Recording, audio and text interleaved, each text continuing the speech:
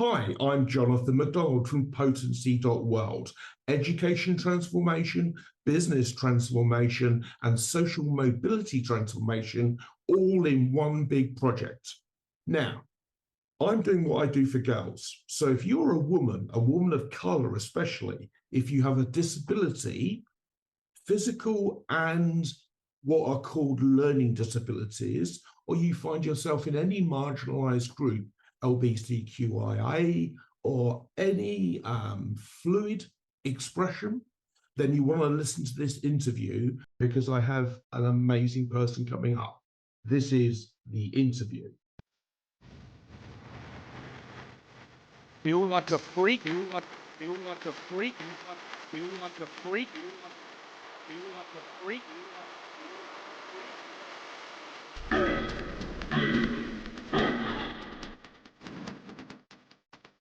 And you will once again be fighting for our freedom. Not from tyranny, oppression, or persecution. From annihilation. We're fighting for our right to live. Exist. One voice, we will not go quietly into the night. We will not perish without a fight. We're going to live on. We're going to survive.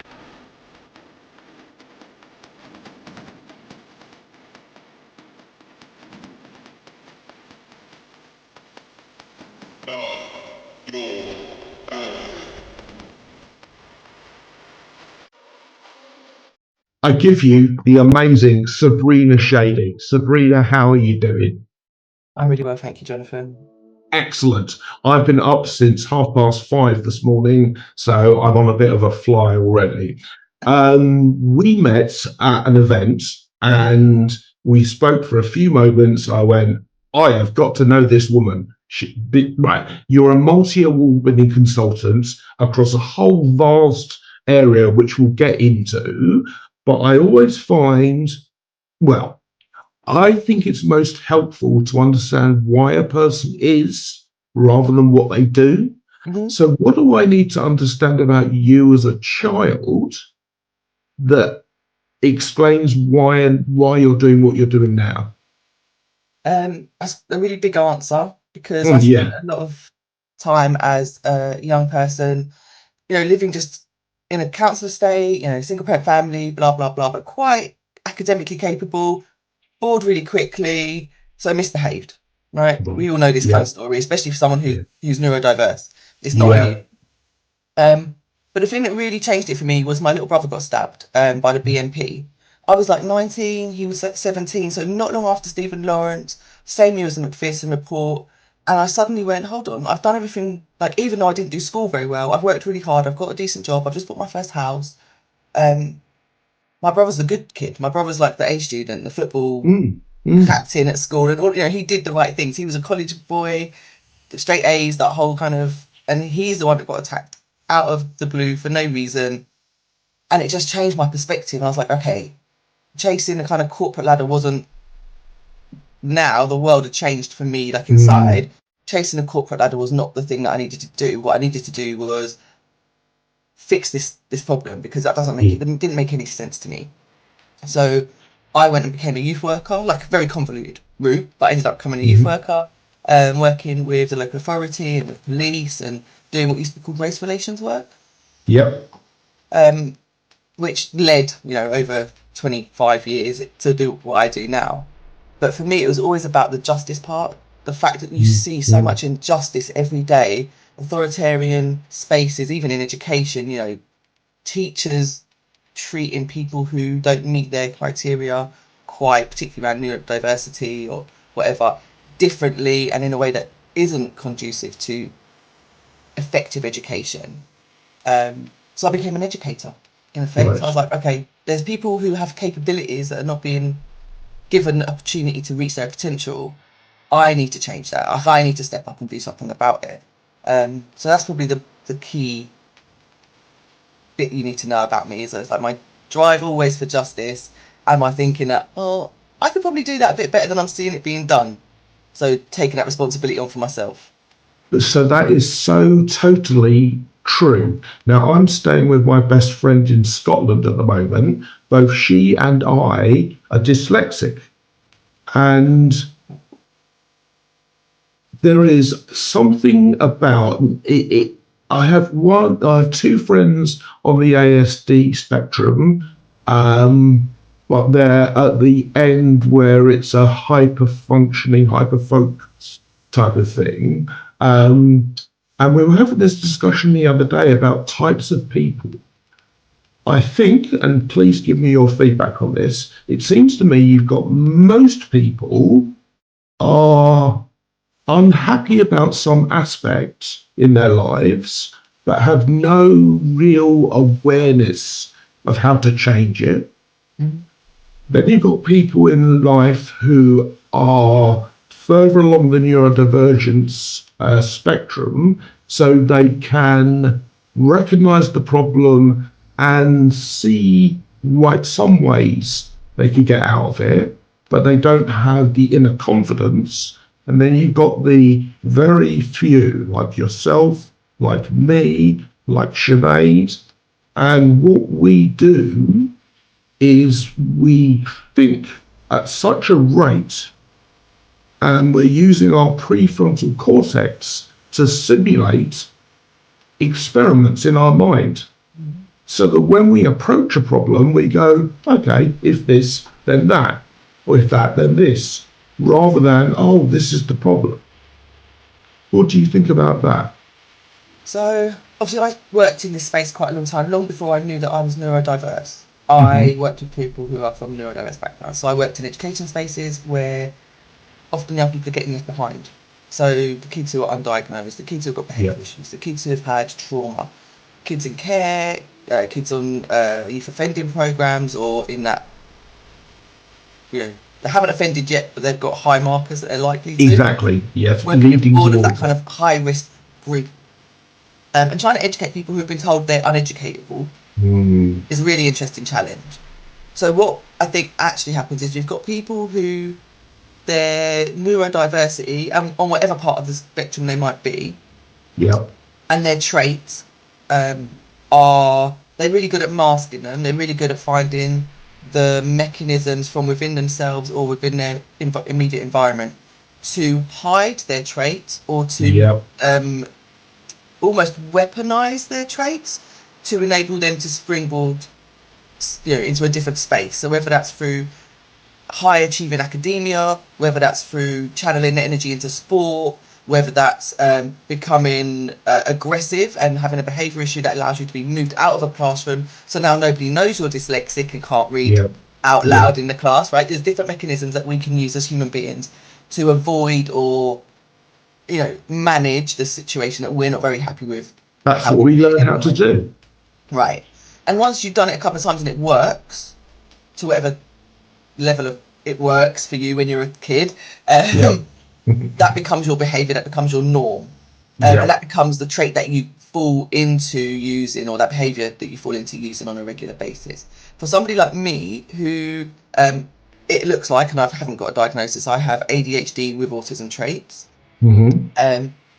The capacity as a young black woman, being able to use my cultural ambiguousness and use my high level of intellect, high level of social interaction. I'm quite clever, I'm quite good with words, I can be quite manipulative if the mood takes me, and being a teenager in that space with teachers who weren't probably as culturally aware, I could be very manipulative and get myself out of spaces, and just by using my words in a way that a black boy probably wouldn't be able to do.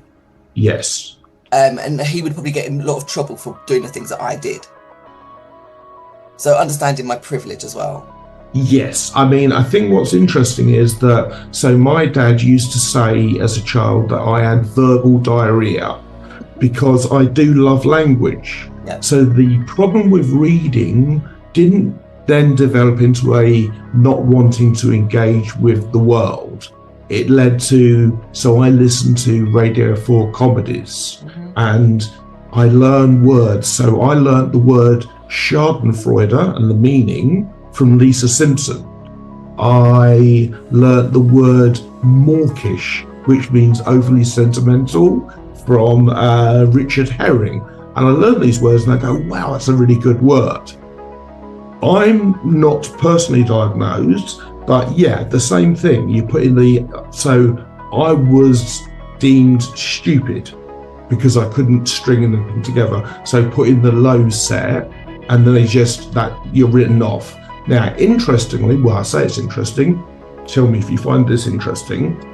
Growth mindset, which everyone's banging on about, Carol Dweck and their experiments. Yeah. You've got a situation where education is command and control. It's about suppressing children's natural energy. It's about suppressing. So the hormone that's released when you hug someone or are helpful. Can't remember what it's called. But essentially, schools are all about, no, you'll sit still, you'll face the front, because only when you're in that state do I think you're learning. And it's because they don't understand that if you're suppressed, oppressed, yes, you can produce a result, but is it the best? No, taking education out of context. Education was never meant to empower and enable students. That's not the purpose of school. No, it's turn peasants into workers. Right. So disconnecting people from their community, disconnecting children. When you watch children in nursery or like in a family scenario, they're touching each other, they're interacting with each other. There's lots of physical play. Yes, exactly. In school, we were like, no, you're in almost like a cubicle. You mustn't touch anyone. You mustn't, because if you take away the connection with community and the sense of belonging and a sense of connectedness, you can indoctrinate people with things that don't make sense. Yeah. So when we're taught all kinds of things in school, it detaches us. This individualism that we have in the UK and in Europe. Individualism, individual goal. If I win, you've got to lose. It's like either or. It's not us winning collaboratively, right? And we train that into children from very, very young, and we remove they're not allowed to touch each other. They're not allowed to interact in those kind of physical ways, even when those physical ways are affectionate and supportive and caring. And we kind of regulate their behaviour in such a quite unhealthy way. Oxytocin. That's the one. So it's like, that's not by mistake, that's by design. Because you can't force people into this kind of capitalist chasing of cash for your time if you allow them to stay connected to each other, because they'd recognise that the time they spend with each other is more valuable. So you've got to train that out of them really quickly. And I think with people who are on a neurodiverse spectrum, we often see the patterns and like a puzzle piece, right? For me, that's how I think of it. Like, I can see the world in the patterns. It's supposed to be like how things connect. So I often work as a hub. I'm like, oh, okay, you need so-and-so? I know someone, I can put you in touch with, and I'll just do an introduction and you guys can have a chat. Because I see the connections that they tried to train out of us. Yes. It's so funny to me when I watch you. So when I was trying to describe my own brain pattern,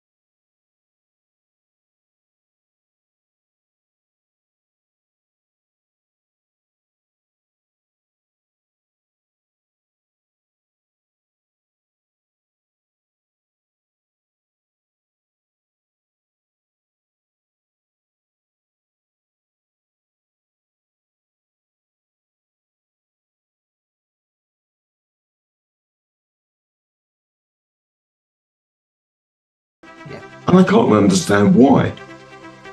I Can don't. you? Yeah, I mean, I wouldn't comment on the current education system because I'm not part of it anymore, and I haven't got enough experience of it. Like my kids are all grown up, so I'm not even experiencing it secondhand. Right. I do not believe that people go into education because they want to do harm. I don't believe that at all. Because why would you? Money's No. rubbish. But I do not feel that we equip people well enough to do a good job of education because people are on such a big spectrum. So my experience of education was actually I was very capable. I went to before I hit nursery school, I could read and write to a basic degree. I could write my name and address, and I could do some very basic numbers. Wow. And I think that's not unusual for children who are second and third and fourth generation immigrants because our families often really, really, really value education. Yep. I think that's also not unusual for children who are neurodiverse. Like on that kind of wanting to consume and engage and educate and learn at a kind of earlier age. Like the development can be a little bit like escalated in some people with neurodiversity. And I was one of those kids. I was like, consume books, reading, stories, everything. And you know, we know neurodiversity is inherited, so we know that at least one parent often also has similar traits. So when you've got a parent who's like, "Oh, my kid loves reading. I love reading," like it just, you know, gets bigger and bigger, and that's great. Of course, yeah. So I went to school and I feel surprised that a lot of my peers didn't know how to hold a pen properly. Were still chewing their pens, and I was like, "What?" So I did really well in school because I was almost conditioned to be self-capable. Yeah. I've got you know, both my parents have done uni. My mum didn't do uni until after I was in school. Wow. Education was a standard. Like my granddad worked for a university. My nan was a midwife who trained other midwives. Like education was a standard. Like it was an expected standard. Yeah. Reading. My granddad is like was the most bookish person I've ever met, and I've actually like inherited some of his library. And he's a sociologist as well, historian. So he gave me like the Pedagogy of the Oppressed, which is a really old book about how exactly what you're saying. Education can be used to oppress people, but it can also be used to liberate people. But only if the people doing the liberating are like it's coming from grassroots. Yes. You can't enforce empowerment on people. It's got to come from the people. Well, I think the way you open this, what you're talking about now, was most important, and it's true in my experience. So 99% of all of the teachers I came into contact with, I mean, you know, they're buying food for children because they know they're not being fed. They're bringing in paper and pencils, spending their own money because the school hasn't got budget. They love their children. They want the best for them, and it's very rare. I've come across a couple of ones. I think, man, you should be working with children. You're a massive bully.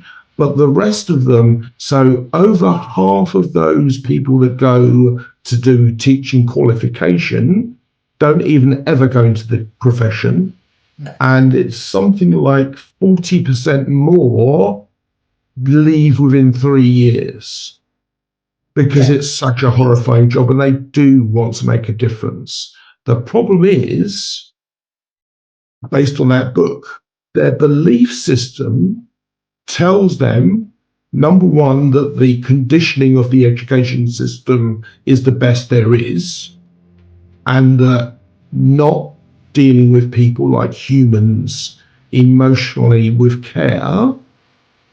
So these adult teachers, if a child fell down in the playground and was crying, had hurt their knee or something, they would immediately show human natural care.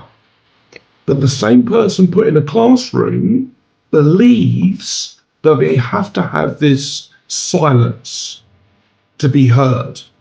You and I were talking before we recorded. As visual thinkers, we tend to look up a lot because when we look up, we're in these worlds we imagine. But that, for a teacher goes, oh, you're not looking at me. Yeah. So it is I think that's getting trouble most was daydreaming yeah, rather than them understanding that I'm drawing the picture of what you're describing to me in my. exactly. If you've watched Hannibal, you know, like the memory palaces. Yeah, He talks about where you can build the entire like Minecraft world narrative. inside your Yeah, head. So when a teacher's telling you the thing, I'm looking up here, not because I'm distracted, because I'm building what you're describing to me. And then I'll be, what was I just saying? And it's like, well, you were just yeah. saying such and such. Like, why are you shouting at them?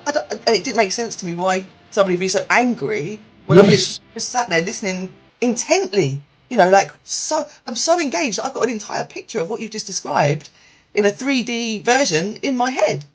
Now, I would say, and I struggle with this. 7 or 8 year old. I don't think we do see in 3D. I think It's more like 4 or 5, isn't it? Quite often. well, so I don't have to know what the back of something looks like to create an impression of what might be there. Yeah. It's the same above, below, in fact, round through, and you're quite right. So if someone tells me a joke, I'm building the joke in as a story narrative. So I'll give you an example. People watching this video, I apologise in advance for this, and in no way take this as representative of the call. Bloke goes into a bar. I was in a bar the other night actually, and this guy comes in and he goes, sorry.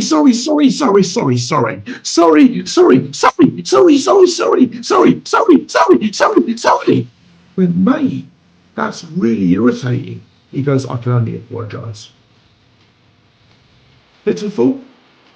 Yeah. Yes. Yeah. That's a Tim Vine joke. He does that joke in maybe 15 seconds. And in the picture I've created, I'm standing, there are people around me, there's the overall noise.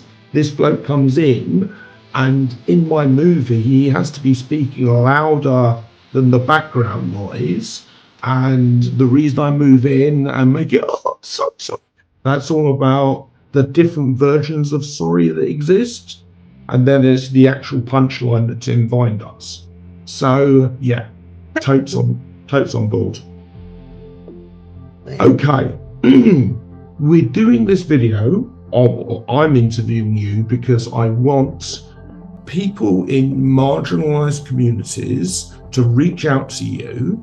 I've gone through, to the best of my extent, your websites, and there's free information there, free courses, and you can join the community. So the question is, I am a marginalised person.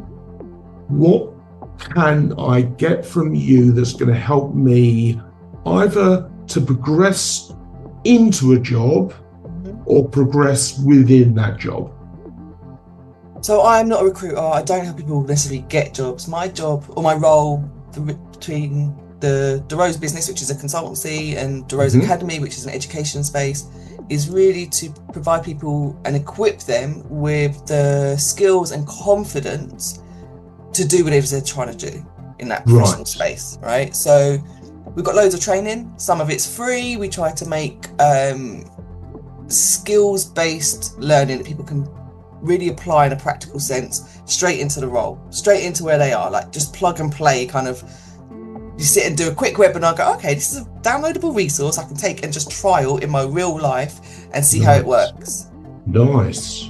Because people, like, everything's behind paywalls and then it's not accessible anymore. And if it's not accessible, then it's not the thing that we are trying to achieve. So obviously some of it is paid for, but a lot of it we try to provide some content for free for people or for low prices, like affordable prices, under £100. Yes. The training that is behind paywalls is usually because it's CPD certified and because we have to pay for the certification process. So obviously we have to make our money back. We also provide coaching and mentoring and community spaces. So we provide something like 5 or 6 calls a month, which are free, open to community members for different topics. We have different calls for different topics. or different Nice. groups. So like one's for businesses, one's for professionals, one's for people who work in diversity space specifically, one's for Black women specifically. So we have all these different free calls which are coaching and mentoring focused to really address some of the isolation that people feel in those spaces when you're maybe culturally or in terms of gender or in terms of your LGBTQ plus community identity, maybe the only person with that experience in the workplace. It can be very challenging to navigate that by yourself. So you don't have to be by yourself. You can come and be part of the community and feel supported and feel engaged and feel equipped and confident to navigate whatever you're navigating, because that's what we do. All of our coaches are qualified and they're generally registered with a professional body, and we know they're insured and all of that stuff. So we do the due diligence for you. You can also come along and ask specific questions around a problem you might be suffering with, and somebody from the community, hopefully, will be able to give you some tips or resources or just support so that you're not managing it on your own. The community is really friendly. The community is made up of people from across different walks of life, different professions. So it's engaging in that way.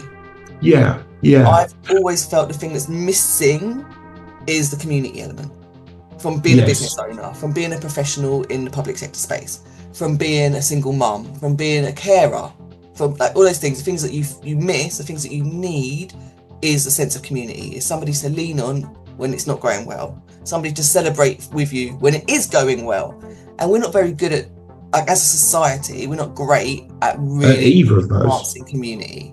And that's what all of our business practice is trying to do. Because if we can build a really effective, supportive, connected community where we share resource, we are much more resilient.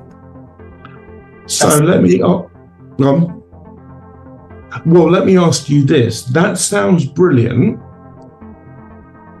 And the only marginal nudge back is, or it's not even a nudge back, but do people have to have experienced a level of trauma before they realise they need to find something? Or do people come to you already knowing?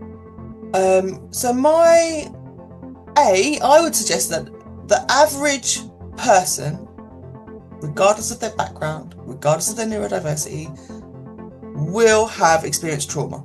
Yeah.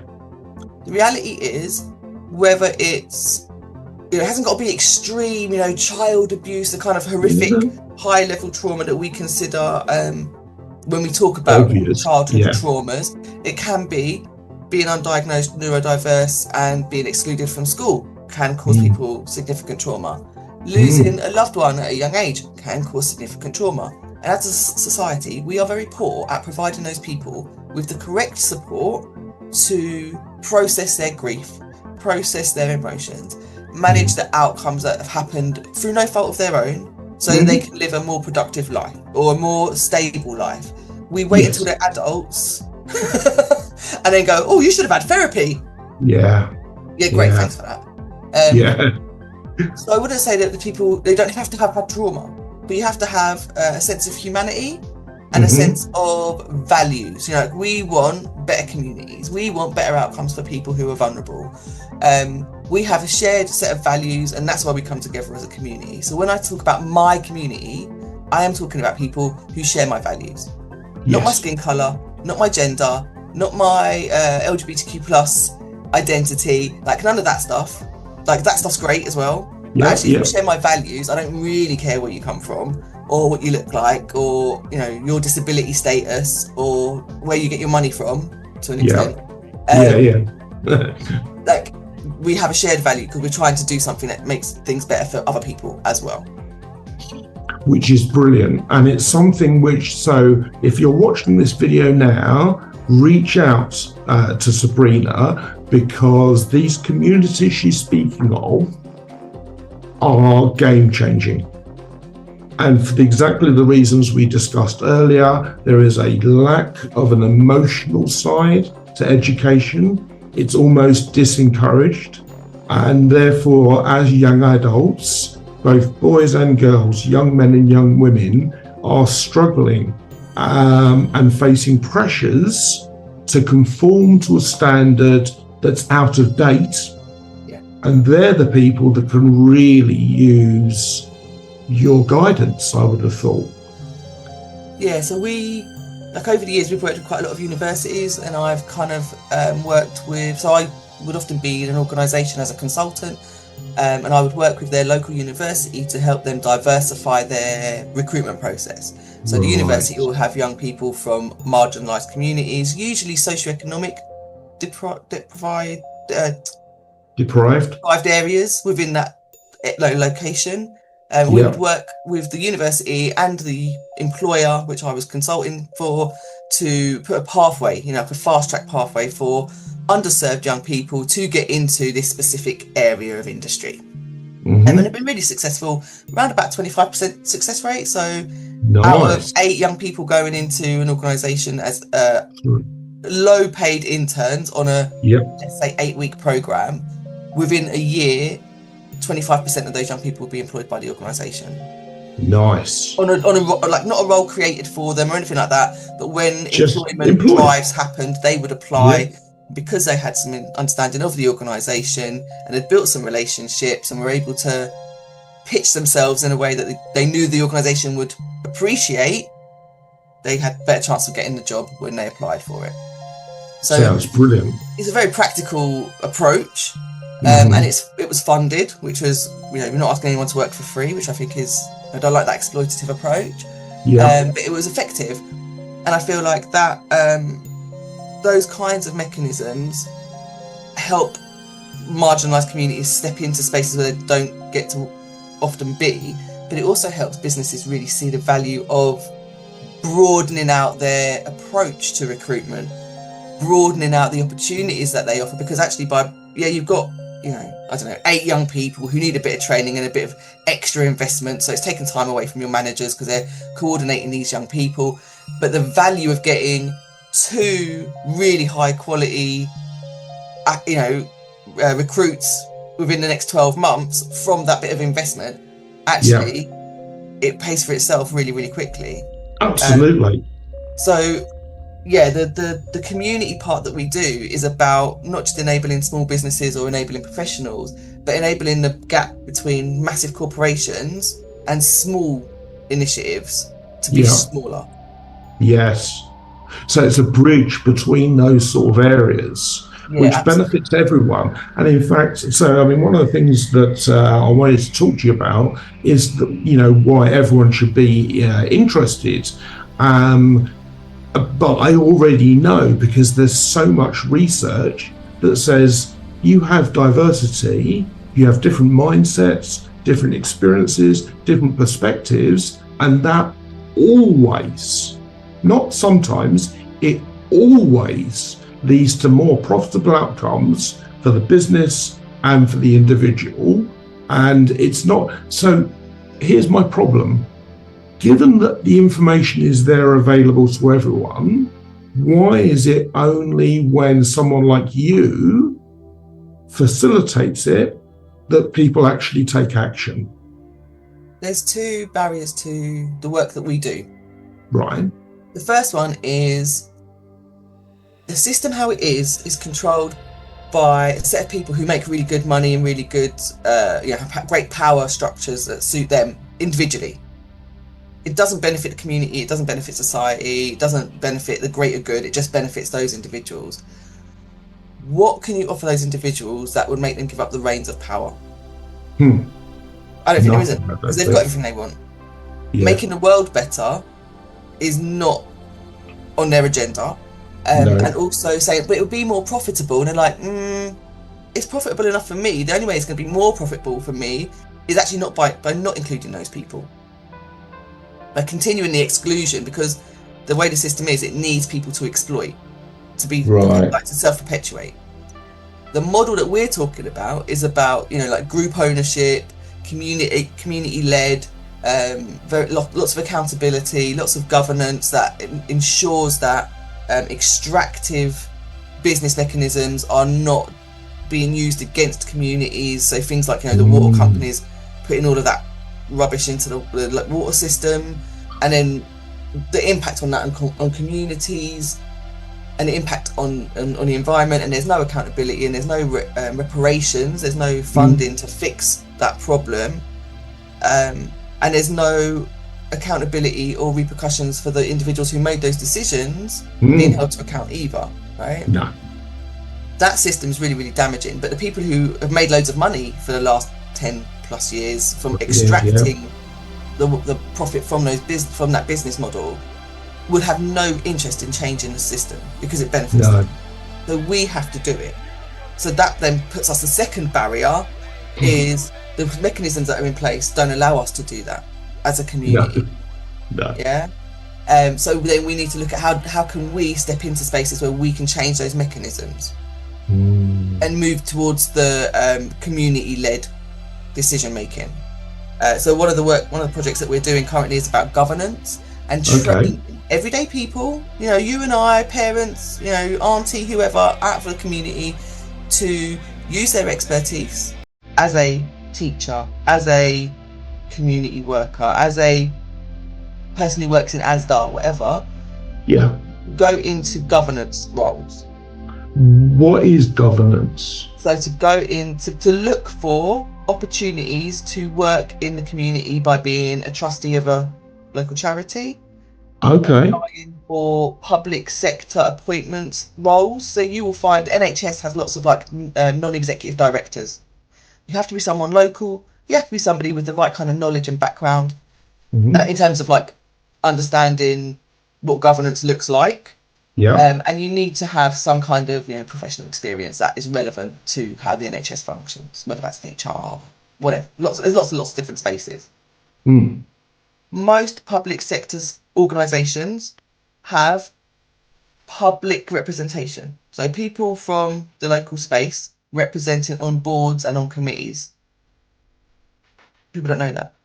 Your local school has school governors. Anyone can apply to be a school governor. You don't have to have children in the school. You just need to be local. Right. Yes, I've come across a lot of... Right, okay. So it's kind of like a holding businesses to account kind of role. Right. So you get to sit in the decision-making space of that local project, whatever that is, whether that's a school, a charity, service, whatever it is, service, whatever, and you help them make decisions that represent the needs of the community.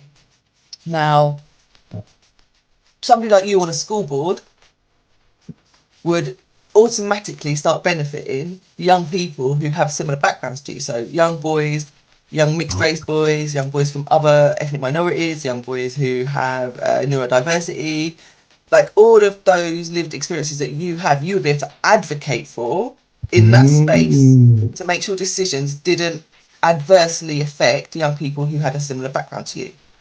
Not because you're specifically trained to do that, but because because you're lived experience for people who have similar lived experience to you. So by diversifying those governance spaces, we automatically improve services.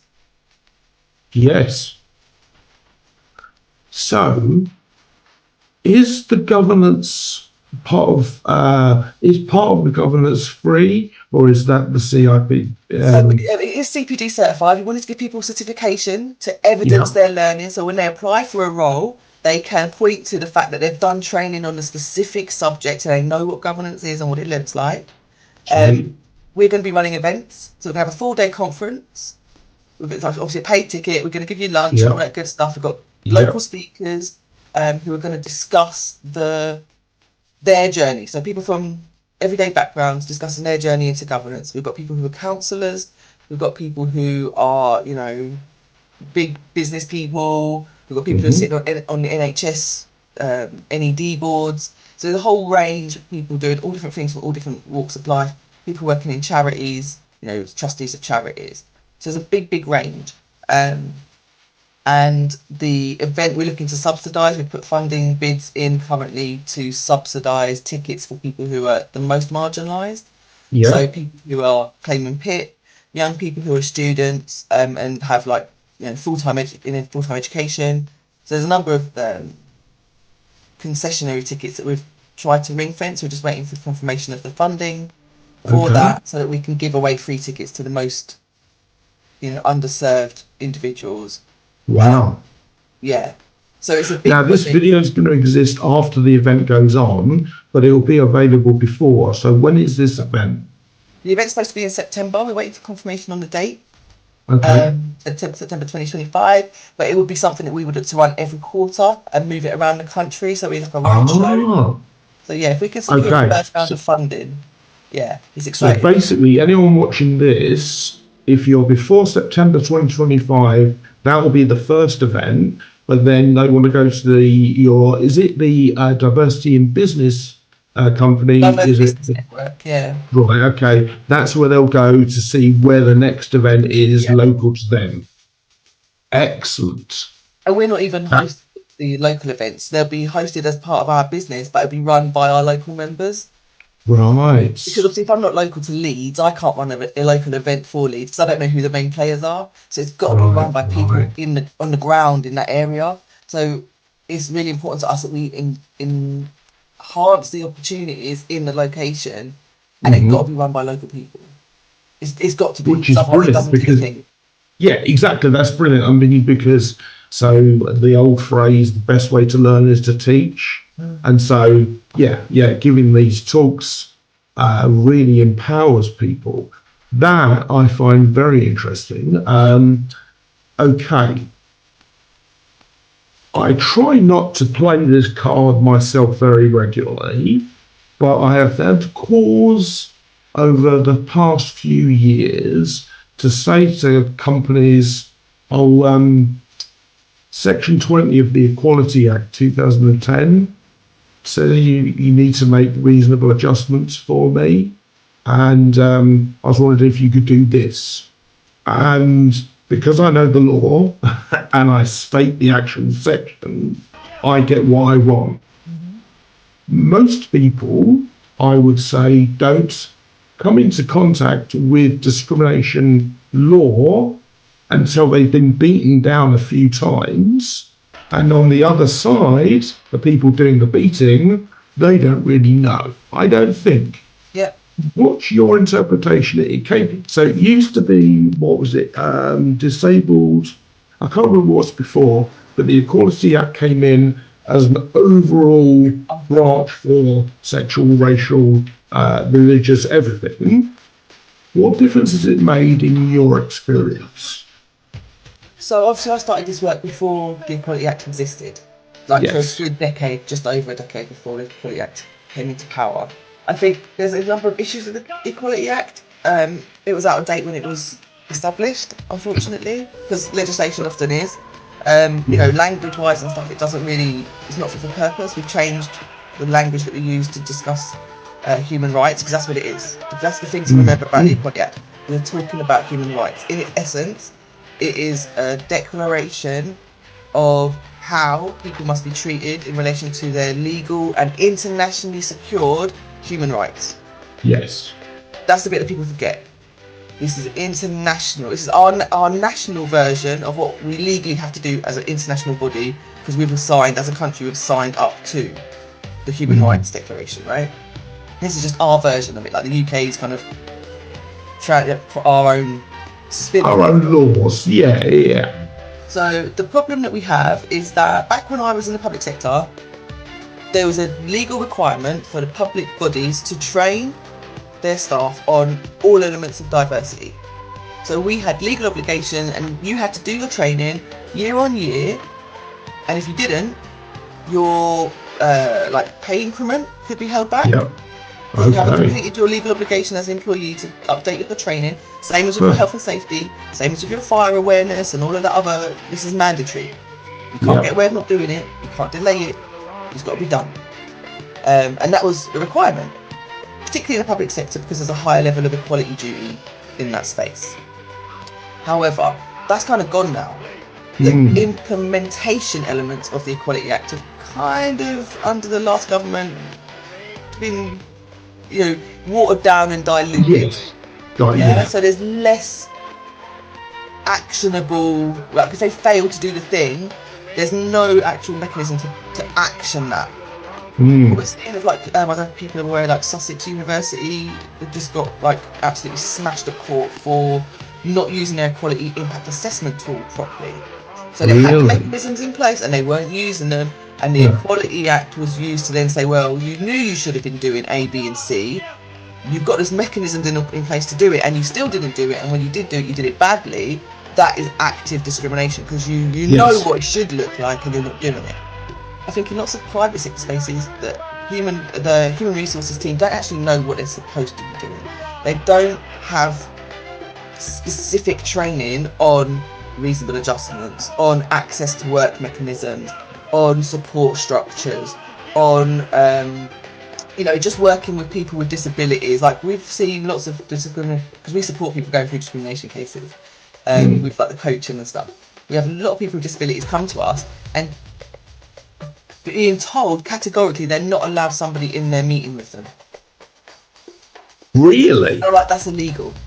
They're Totally. breaking the law by telling you you can't have a representative with you. But that is classic bullying, coercive control. I think especially when you've told them that you're neurodiverse and you can't necessarily process what's being told to you. So sometimes you need a third party to check your understanding as you go through the process to say, do you recognise that what's just been said is this, and they want you to agree to this and this and this. Is that, rather than just throwing loads of stuff at people because they can't always process it in the timely fashion. Yeah. And that's a reasonable adjustment.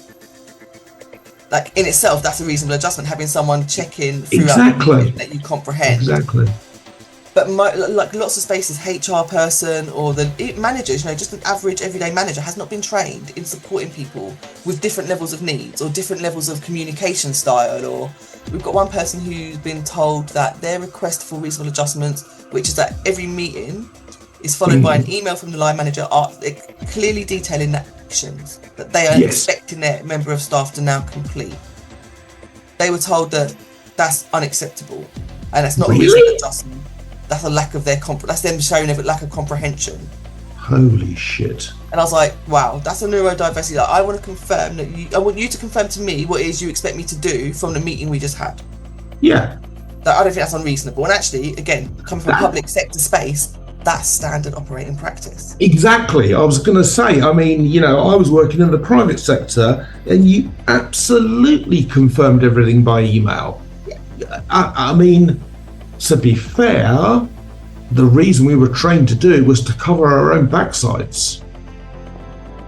So when someone doesn't want to do it, it's quite telling. Because if I had a meeting with you and I said, oh, Jonathan, I really need you to do these 3 tasks for me by Friday.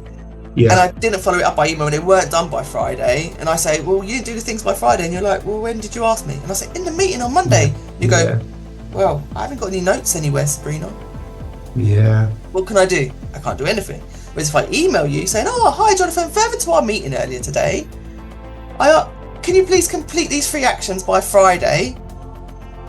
Then, if you do them, awesome. If you haven't done them, I can say, well, do you remember, I showed you I can show you the email that I sent. Yeah. Did you not receive it? We can have a conversation. But where organisations refuse to follow good practice, and because that gives them then there's no accountability, there's nothing to hold them account to because there's no evidence. And we see that a lot, particularly with people who are neurodiverse and also intersecting black, also intersecting female, also intersecting parent carer, like all of those other traits. And we're seeing it more and more.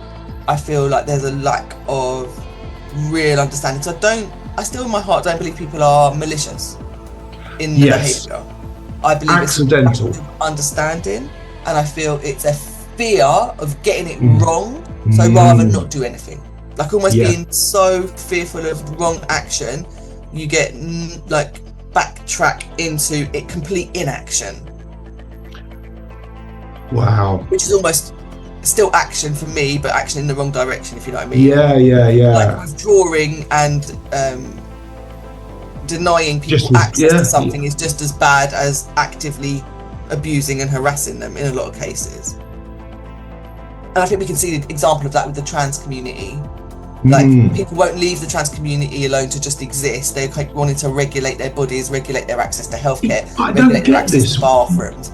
And it's just the weirdest kind of obsession with less than 1% of the community of our entire society. Totally. Okay, I've got to bring a couple of things in now.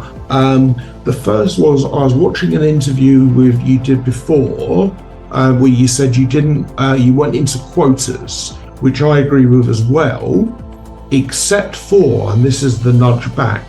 So it's Malcolm Gladwell's book Blink, and it's about I think it's the New York Orchestra in the 70s. And they said, oh no, we're totally equal. There just aren't many women that want to go into orchestras.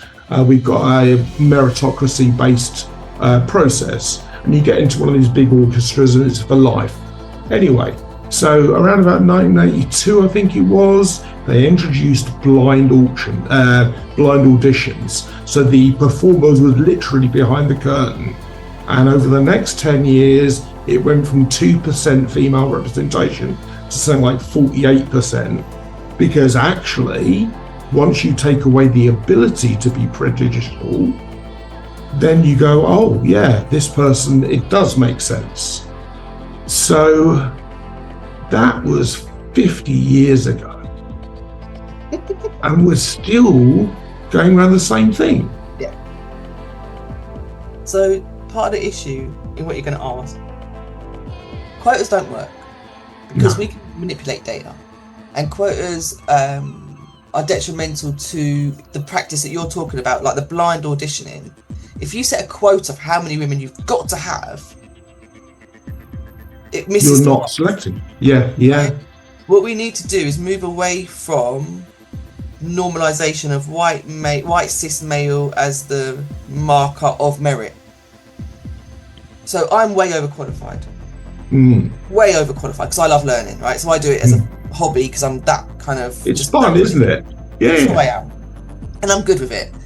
But I'm so overqualified that I can struggle to get work because in the corporate space, it's assumed that I'm overcompensating for something, or that I'm going to be a know-it-all, or too bossy, or like lots of assumptions. A threat. Yeah. Whereas if I was a white male with all those accolades, they'd be like, oh, he's going to be a brilliant leader.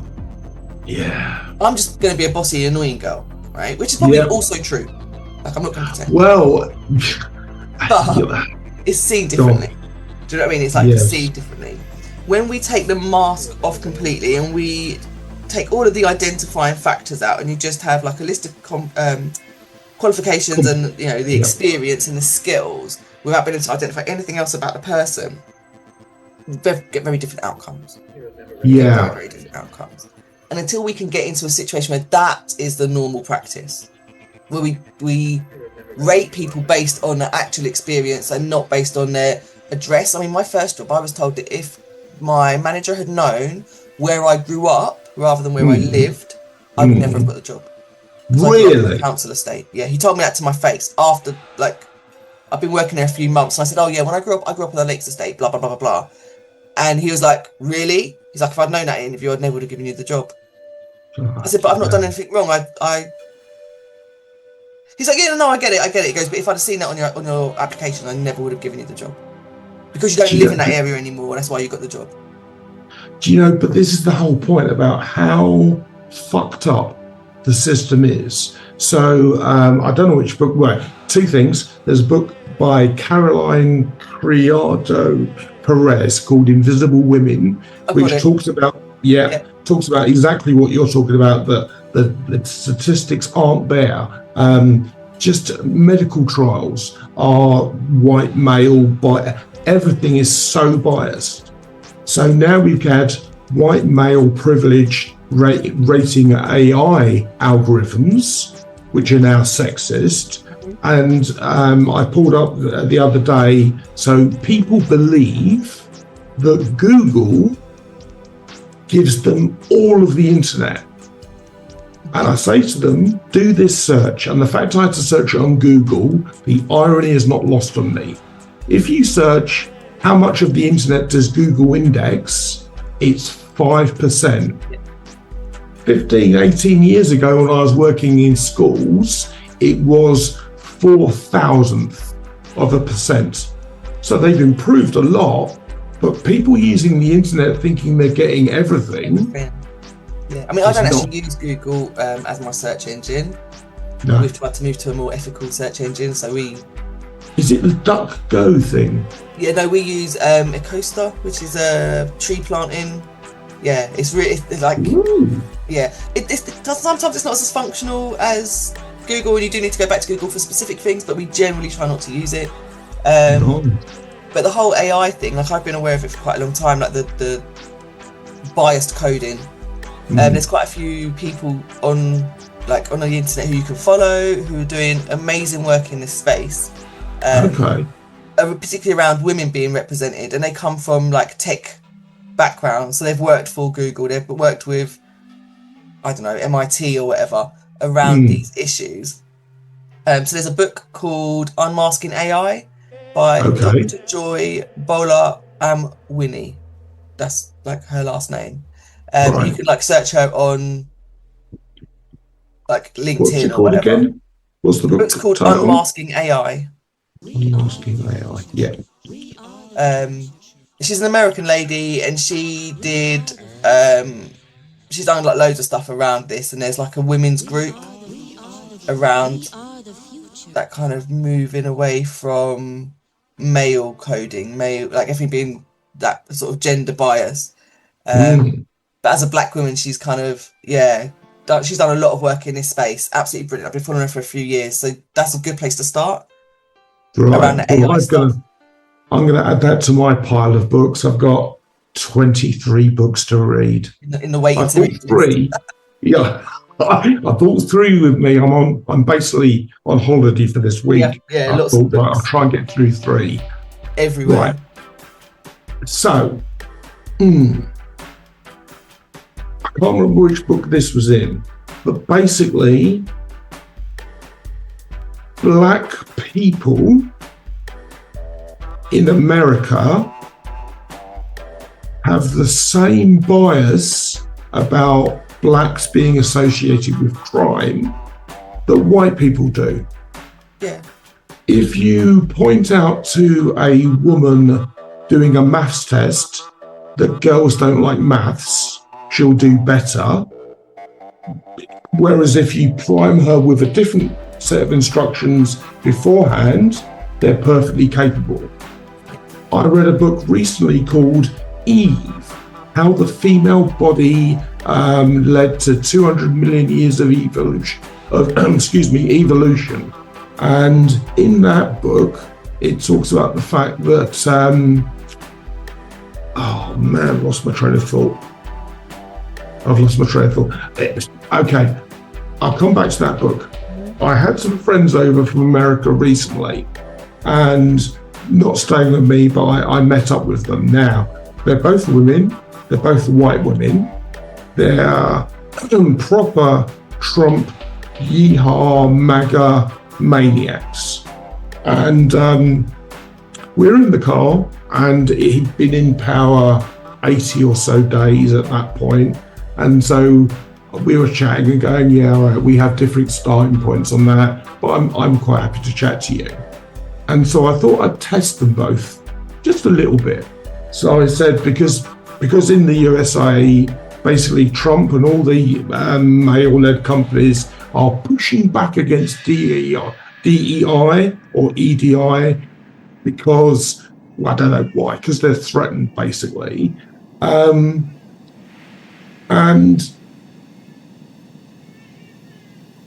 it's not even near to be. I can't even think of a question to ask.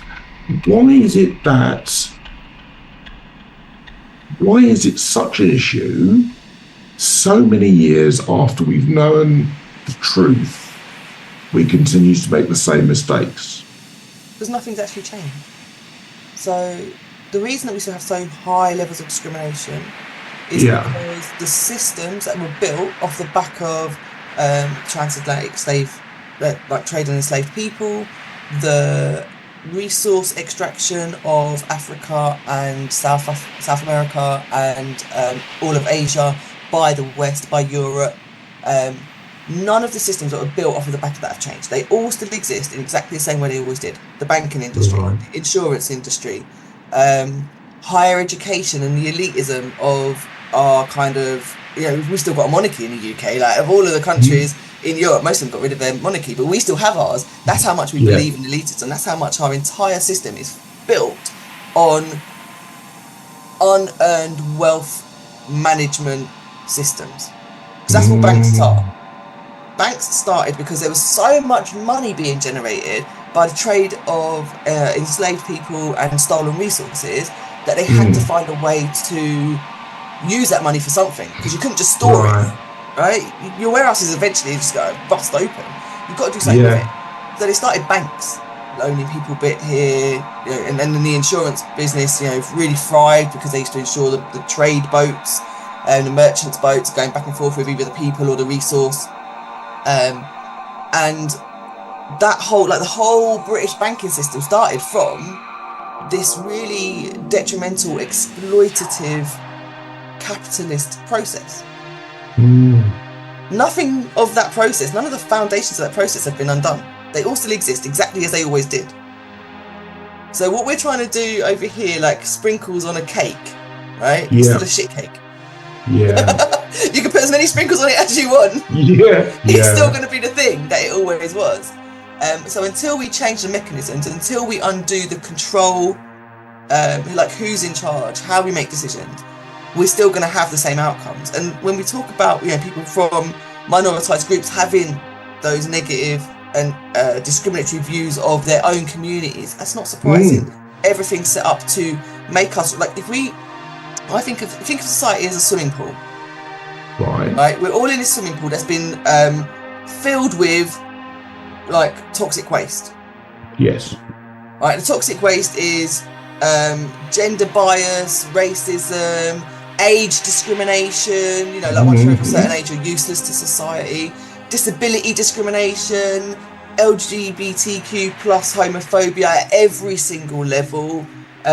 Size, if a man's not 6 foot tall, he's not a man. All of these stupid, discriminatory, nonsensical beliefs that are poured into us from a very young age, into all of society. So we're all swimming in this dirty, toxic, filthy water. So even if you are somebody who is, from one of those communities, one of those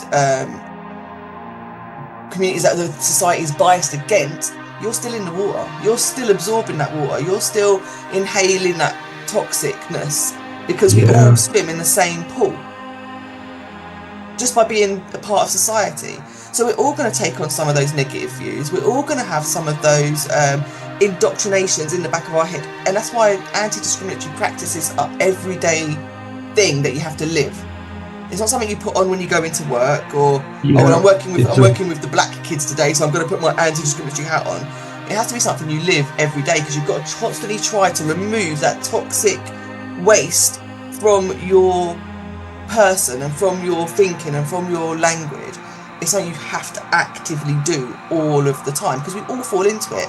I fall into the ableist mentality, not for other people, but for myself. I berate myself for being lazy when my disability is playing up and I'm having an episode. I berate myself for not meeting my duties as, a mum or a wife, because I'm in pain today and I'm not quite at my top of my game. Or, whatever I let myself down, my pain's so bad I've taken medication. I hate taking medication, and then I berate myself for having to take medication. Like, all of these ableist mentalities, none of them are real. None of the things I'm berating myself about actually make any sense. None of my family would say, oh yeah, she's bloody awful. She took a day out to look after her well-being today. What an awful person. Like, no one would say any of that, but I say it to myself. Because we absorb that toxicity. Totally.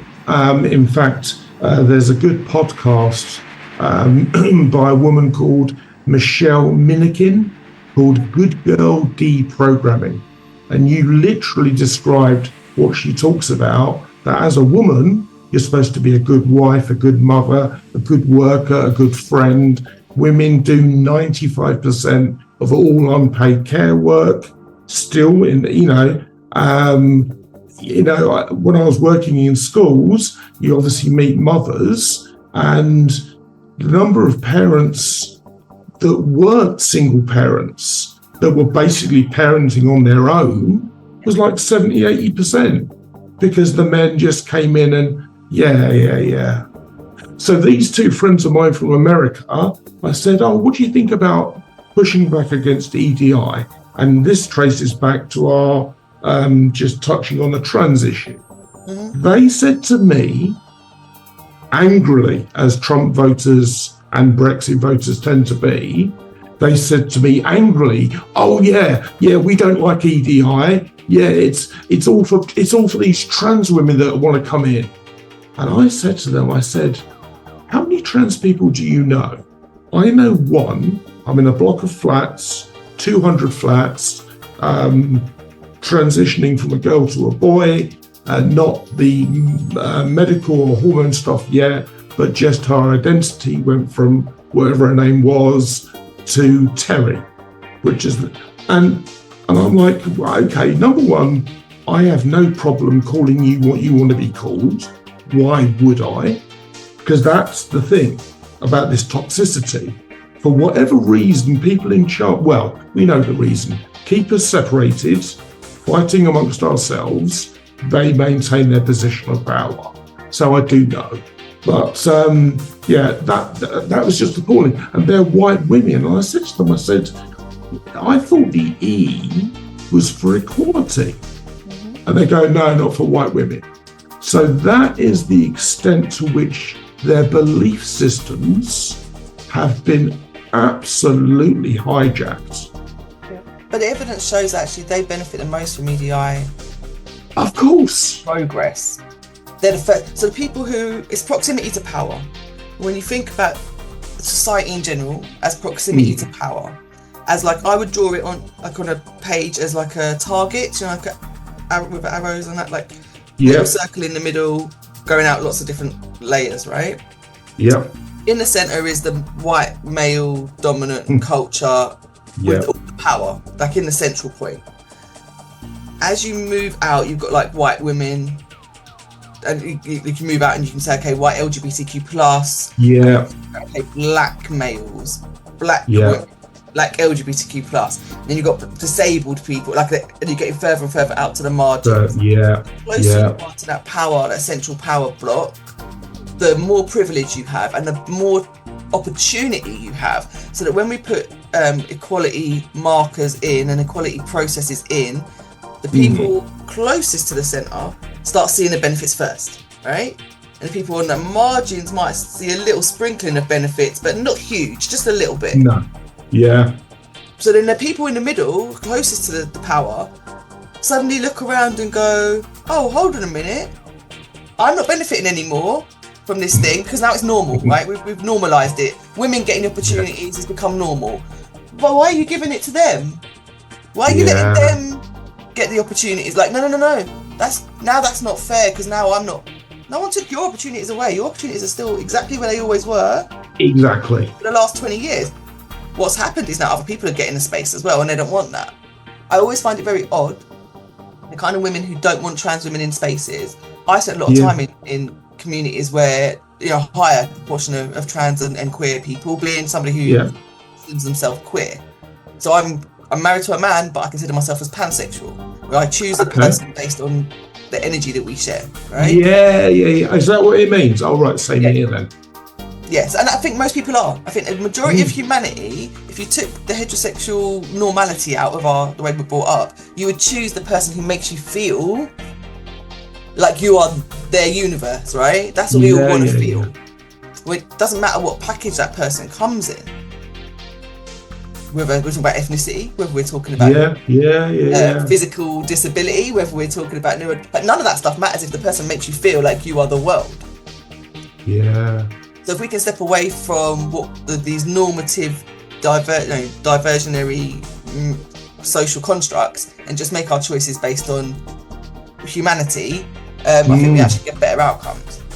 So I think you're probably, I've never suffered any kind of attack in a bathroom space, be it from another woman or somebody who would be identified as a trans woman.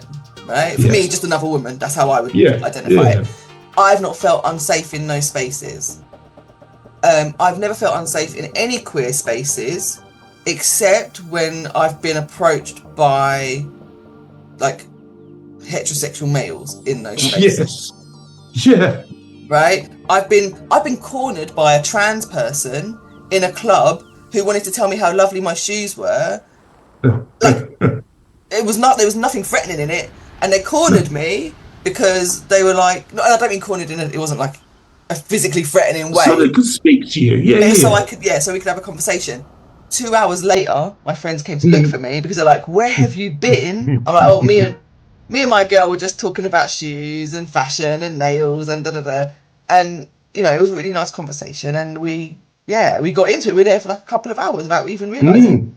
So I've never felt in those spaces to be unsafe. I was at a rave about a week ago, and they had unisex bathrooms. So it was two spaces with one had urinals and cubicles, one just had cubicles, but they were both open to everybody to use. Well, I think that is the safest version of bathrooms because everybody's watching, everybody's there. It's eyes on. No one's going to get away with anything because there's nothing behind the scenes or hidden or sneak or like you're not going to get away with that because there's too many eyes on. And I was like, this is just a sensible solution. I agree. So, oh man. Well, look. I mean, I think right. Okay, we could carry on talking all day, or I could talk to you all day. I think we better draw this to a close because there's all sorts of rabbit holes I want to go down, and probably almost definitely, if you agree, I'd like to interview you with my background for potency because the approach I'm taking is essentially I recognise these restrictions, so I'm trying to move social mobility, business transformation, and education all as one.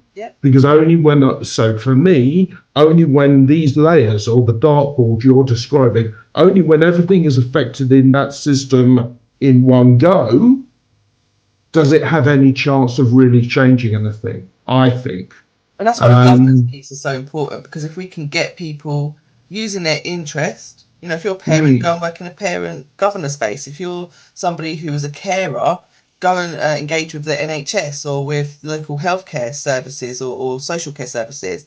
There's lots of spaces. If you're LGBTQ plus, go and look at the charities and the work that's being done for LGBTQ plus young people in your space and become a trustee of a charity that's doing great work where you live. And there's loads of mechanisms, and that's how we drive the change you're talking about because we have, these people taking action in their locality with the people that within their community to make that kind of improvement to decision making. That's the biggest way that we can drive change without full anarchy, which would be my preferred mechanism. Well, I'm not being funny, but I think that look, human civilizations. There was the Roman. There was this. When this civilization comes to an end, it won't necessarily be the end of humans, but I think that I'm